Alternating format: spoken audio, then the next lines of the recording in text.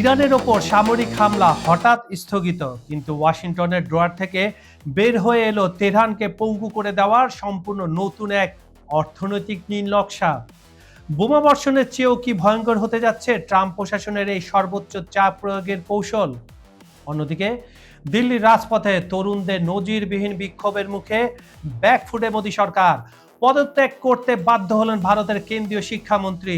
রাজনীতিতে এক ঝাঁক তরুণের নতুন রাজত্ব কি এই ককরোচ জনতা পার্টির গল্প?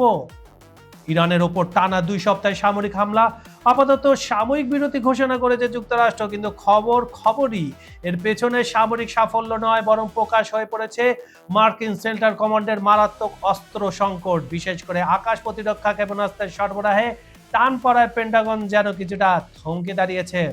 অন্যদিকে ভারতের তরুণ প্রজন্মের আন্দোলনের মুখে নতি স্বীকার করতে বাধ্য হলো নরেন্দ্র মোদী সরকার। চিকিৎসা, শিক্ষার ভর্তি পরীক্ষায় দুর্নীতি অনিয়মের প্রতিবাদে রাজধানী নয়াদিল্লির যন্তর মন্তরে ককরোচ জনতা পার্টির ব্যানারে গড়ে ওঠা 8 সপ্তাহের এক নজিরবিহীন সামাজিক যোগাযোগ মাধ্যম ভিত্তিক যুব আন্দোলনের তোপে পদত্যাগ করেছেন ভারতের কেন্দ্রীয় শিক্ষামন্ত্রী ধর্মেন্দ্র প্রধান।